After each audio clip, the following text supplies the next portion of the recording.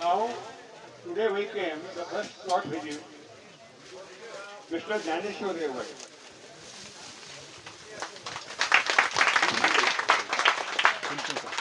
अभी हम श्री ज्ञानेश्वर रेवड़ जी के खेत में केवल 3 एकड़ भूमि है। हैवी भूमि 3 एकड़ लैंड। 3 एकड़ में छोटे छोटे प्लॉट है, स्मॉल प्लॉट डिवाइडेड एकड़ land. Very good. Is a small plot of banana by kela. 5 desi variety, 5 local variety. Kashmiri elachi, beautiful variety Kashmiri elachi. Second है कन्नड़ा एलक्की बाड़े, स्मॉल होता है। कन्नड़ा का डिस्काउंट एलक्की बाड़े यानी इलायची के, हम इलायची खाते हैं ना, कार्डामोम में। तीसरी है रेड बनाना, लाल कलर का बनाना भैया। चौथी है G9 grand 9, both varieties grand 9 G9। And fifth dog body, इसमें विल्सन। 5 वैरायटी यहाँ लगाई गई है। आप देखिए इसका स्टेम, देखिए मजबूत है ना, मजबूत। और पत्ते देखिए हरे भरे, ग्रीन लीव्स, टोटली ग्रीन, इतने लंबे चौड़े कि आप सो सकते हैं। Yes.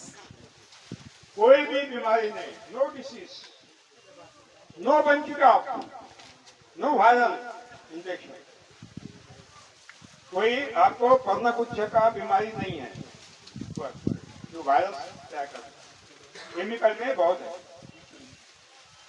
नो बैक्टीरियल ब्लाइट, किसी भी पत्ता आप लाल पड़ा हुआ नहीं दिखता है, दिखता है पूरा ग्रीन। और बाकी कोई कीट नहीं है, बीमारी नहीं, स्वस्थ है, बलवान। ये तना इतना चौड़ा है कि उसके ऊपर आप मकान बना सकते, ना मजबूत। हमारे घर में त्योहार में जो उत्सव होते हैं, festival, we use always the leaf banana. Why? Banana has been given the most importance in our Indian civilization. बनाना को, केले को हम बहुत महत्व देते हैं। इसका कारण है उसकी पौष्टिकता, nutritional value, medicinal value. South India में भोजन करने के बाद एक केला खाती ही है, लोग खाते हैं ना। हाँ। इसीलिए तगड़े हैं, इतने तगड़े हैं कि पृथ्वी माँ अभी करा रही है। सो यहाँ एक साइकिल है, इधर देखिए,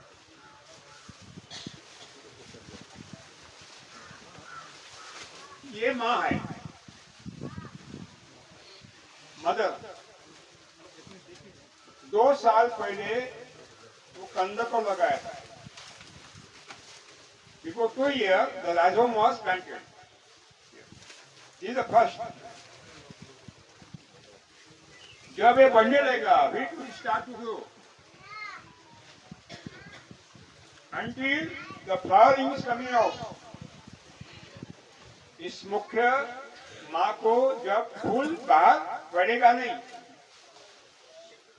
तब तक नीचे जो टीलर आते हैं, बच्चे आते हैं, उनको काटकर वहीं आचरण करना है। You cut down the tillers and mulching. on the surface soil.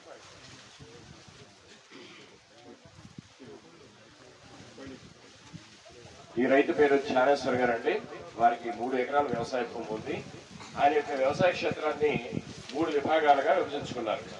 మొట్టమొదటిది ఇప్పుడు మనం కూర్చున్నటువంటి ఈ అరటి తోట, రెండవది స్ట్రాబెర్రీ మరియు వెల్లుల్లితో కూడినటువంటి ఒక పంట, మూడవది కూరగాయలు, సంవత్సరం మొత్తం కాచేటువంటి కూరగాయలు.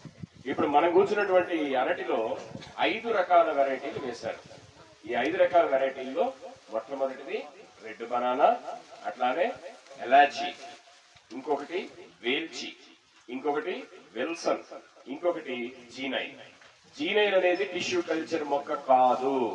టిష్యూ కల్చర్ మొక్క కాకుండా తీసుకొచ్చి నాటినటువంటి దుంప మొక్క. అది ఈ స్థాయిలో ఇంత పటిష్టంగా ఉంది. ఏ విధంగా ఈ అరటి తోటని నమూనా తయారు చేసుకుని ఆ తర్వాత ఆయన వ్యవసాయం చేశారు అంటే, ముఖ్యంగా ముందుగా బోధి కాలువలు తోలుకోవటం, తర్వాత మొక్కను పెట్టుకోవటం, తర్వాత డ్రిప్ లైన్ మరవటం. మనం సహజంగా హెచ్డిపి పైపు లాటరల్ డ్రిప్ మాత్రమే పరుస్తాం, కానీ వారి స్పెషాలిటీ ఏంటంటే పేపర్ లాటరల్ పలిచి మరీ వ్యవసాయం చేస్తున్నారు ఇక్కడ. రెండవ విషయం, ఆచ్ఛాదన. భూమి యొక్క ఆరోగ్యం ఏ విధంగా ఉందో మీరు ఒకసారి గమనించండి. ఆచ్ఛాదన చేయటం వల్ల అక్కడ భూమిలో జరగాల్సినటువంటి ఇంద్రియ క్రియ మొత్తం కూడా నడుస్తుంది. ఇక్కడ ఈ మొక్క ఏదైతే ఉందో, ఈ మొక్క తను పక్క పిలకలు మళ్ళీ పూలు వచ్చేంత వరకు ఉండి ఆ తర్వాత ఇది చనిపోవడం జరిగింది. ఆ తర్వాత మనం వచ్చిన తర్వాత కూడా ఇది మల్చింగ్ చేయడం జరిగింది. కాబట్టి మొక్క ఏ రకంగా పోషకాలు గ్రహించుకుంటుంది అనేది దీని ద్వారా మీరు అర్థం చేసుకోవచ్చు. इसको माँ को जब फूल बाहर निकलेगा तो नीचे के बच्चे को काटकर वही हासिल करें. When the flower come out, we have to cut down the pillars and mulch. Number 1. Number 2. When the flower come out, to give the food to the bunch. This mother supply the food to the pillars.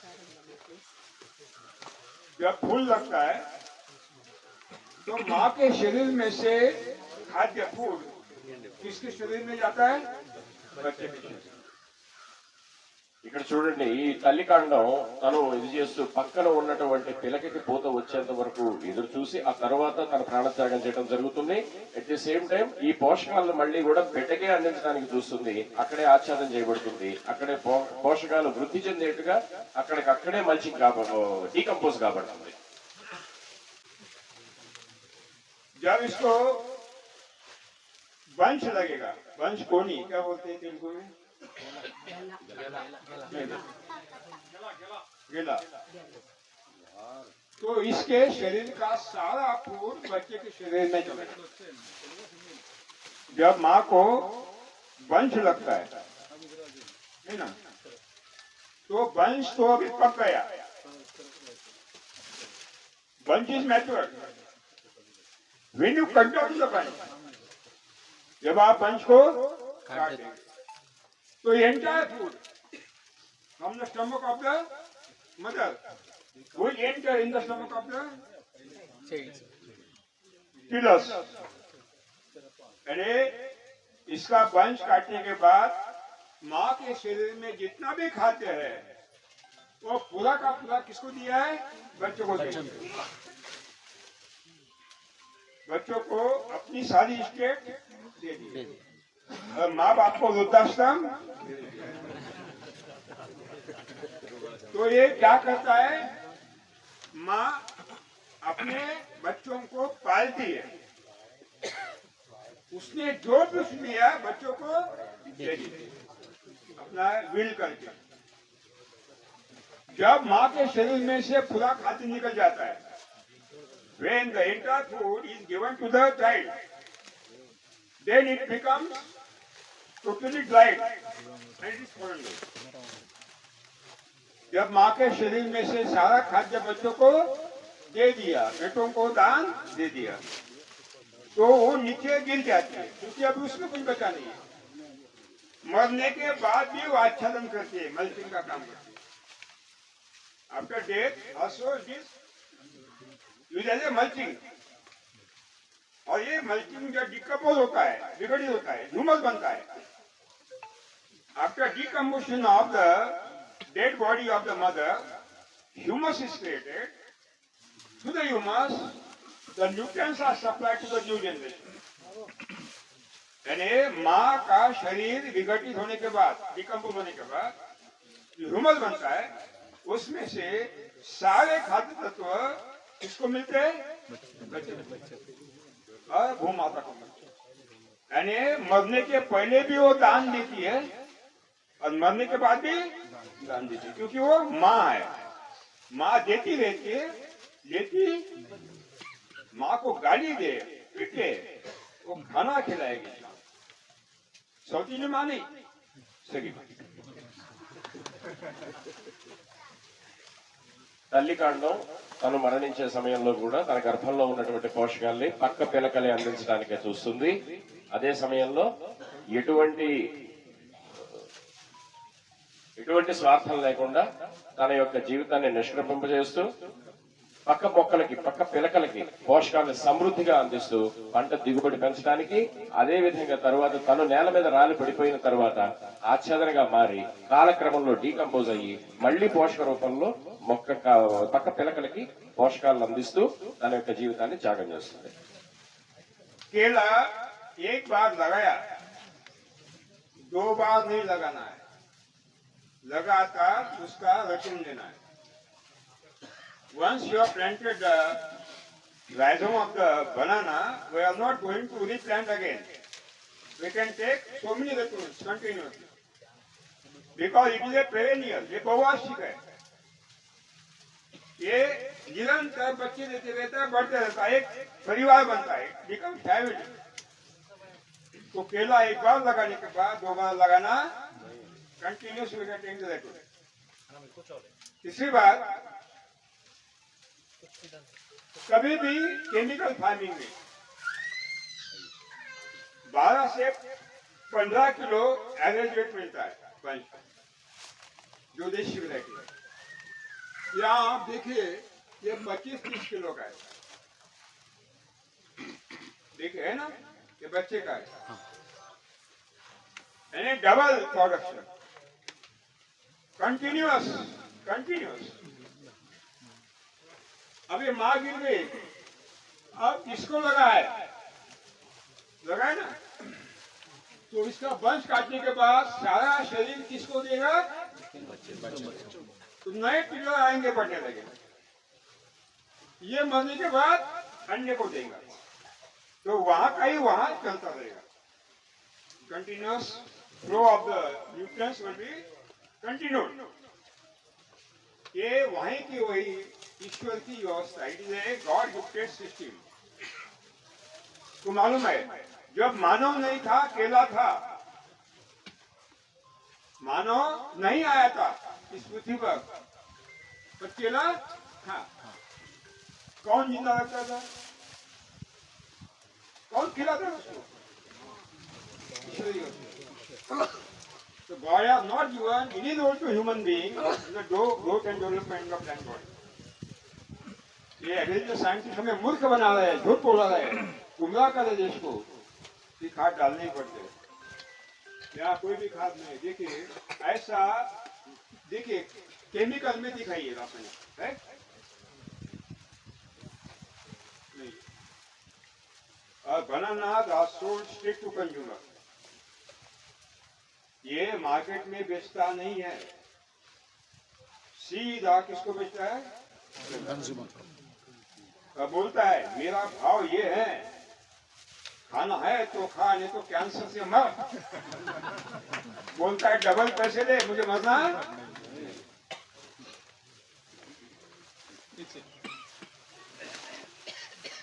ఇక్కడ చూసినటువంటి మీ అరటి చెట్లలో మీరు బాగా దీర్ఘంగా గమనిస్తే పైన ఒక్కొక్క గెల తక్కువలో తక్కువ 25 కేజీలు. మన ఆంధ్ర భాషలో చెప్పుకోవాలంటే తక్కువలో తక్కువ 8 నుంచి ఒక 10 హస్తాలు అరటి పళ్ళు తక్కువ లేకుండా కాస్తున్నాయి. అది కూడా మంచి సైజులో, మంచి పరిణామంలో, మార్కెట్ లో మంచి ధర పలికే విధంగా. కానీ ఈ రైతు నేరుగా కస్టమర్కి అందిస్తున్నారు. ఇది చాలా గొప్ప విషయం, ఆయన మనం అభినందించాల్సినటువంటి విషయం. మరొక విషయం ఏంటి అంటే, మీరు ఈ చెట్లకి ఎక్కడైనా గమనించుకోండి, ఈ ప్రకృతి సాగు విధానంలో సుభాష్ పాలేకర్ కృషి విధానంలో సాగు చేస్తున్నటువంటి ఏ చెట్టుకి కూడా ఏ రకమైనటువంటి రోగాలు లేవు, ఏ ఆకుకి ఏ రకమైనటువంటి రంగు మారి లేదు, పోషకాలు సమృద్ధిగా అందుతున్నాయి, గెల కూడా సజావుగానే కాచింది, సైజు కూడా ఉత్పత్తి బ్రహ్మాండంగా ఉంది, కాయ యొక్క సైజు చూడొచ్చు, పువ్వు యొక్క క్వాలిటీ, కాయ ఇంత బాగుంది అంటే పువ్వు యొక్క క్వాలిటీ కూడా చాలా బాగా వచ్చిందనే కదా అర్థం. అదే గురువు గారు కూడా చెప్తున్నారు. అట్లానే మనిషి ముందు పుట్టాడా, చెట్టు ముందు పుట్టిందా? చెట్టే ముందు పుట్టింది కదా. అంటే ఈ భూమి సృష్టించినప్పుడే భగవంతుడు ఈ చెట్టుని ఇచ్చాడు. తర్వాత మనం వచ్చి దీనికి అనవసరమైనటువంటి అప్లికేషన్స్ చేస్తున్నాము.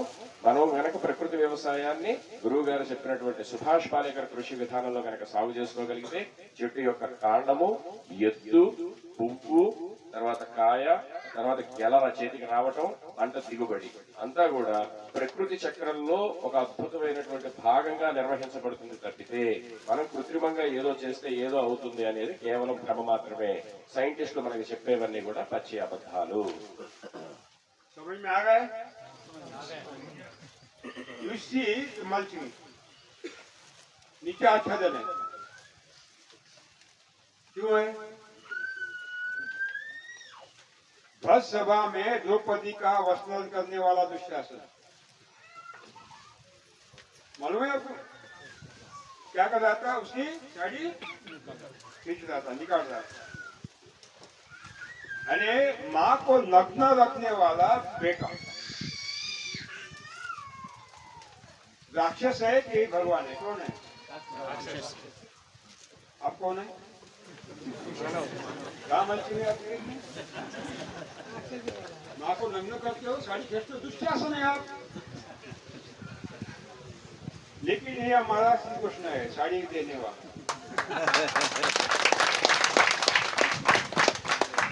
आप 2 दिन जब देखेंगे ना, मल्चिंग देखेंगे, नग्न द्रौपदी को नहीं देखेंगे। हमारे यहाँ दुशासन नहीं होगा, दुर्योधन नहीं होगा। और अतस्य पुरुषो दासा बोलने वाला मैं सेनापति हूँ, मैं कुछ नहीं कर सकता बोलने वाला वो भीष्म भी यहाँ नहीं होगा। यहाँ केवल भगवान श्री कृष्ण होगा।